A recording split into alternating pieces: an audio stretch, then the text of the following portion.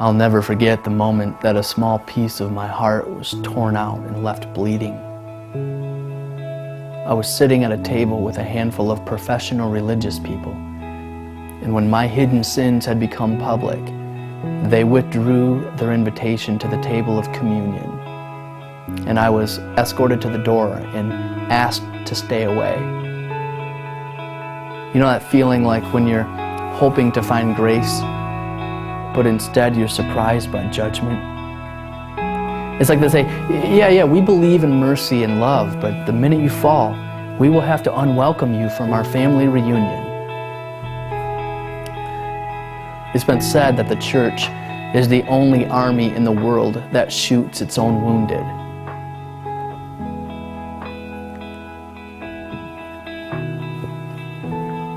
For the past 3 years, I've been on a journey to hell and back. I've gone through bouts of depression, loneliness, isolation, and insatiable anger. I've been publicly humiliated, incarcerated, and left for dead. I've doubled my fists at God with questions of why and how. I've walked away from the church with no intention of ever returning. I've wrestled with the spiritual forces of doubt and surrender. And at one point, I actually, literally gave up. And then I was paralyzed with a peace that transcends understanding. And in that epiphany, I realized that I might have left God, but He never left me.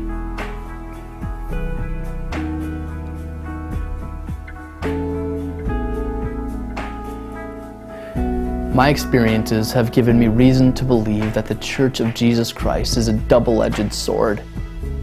On the one end of the spectrum, she's cultivated a breeding ground of intolerance, bigotry, and stone-throwing hypocrites who have hijacked a message of good news and, by default, are infecting a generation of seekers with the poison of legalism and unforgiveness. But on the other edge of the sword, the Church of Jesus can be nothing short of beautiful. Just when I had abandoned my hope, I was reintroduced to the mystery of a revolution ignited by resurrection. And every time I witness small acts of kindness, a little more hope is born in my spirit.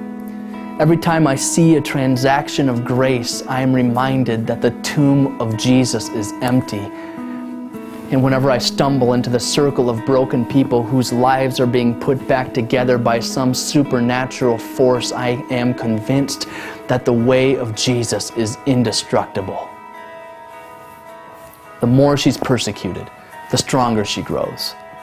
Wherever she's being tortured, she is multiplying. Whenever she's forced to be silent, she screams with a nonverbal kiss of insurrection.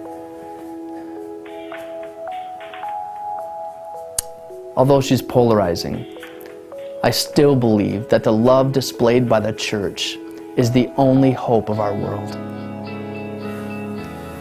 With this faith, a generation of disciples is coming together to partner with other bodies of believers to continue the iconoclastic revolution of the way.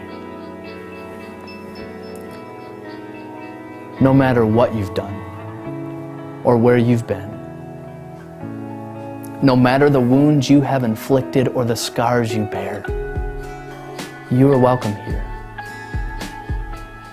Whoever's thirsty, whoever's tired, whoever's broken, whoever needs 70 times 7 chances, you are welcome at our table of communion. Whoever's searching for a place to belong, a promise to believe, and a purpose to become, welcome home. We are the people of the Exodus, echoing the groans of all creation, to be released from the bondage of the past. The Liberation Project is our proclamation of the gospel, and we will not be silent.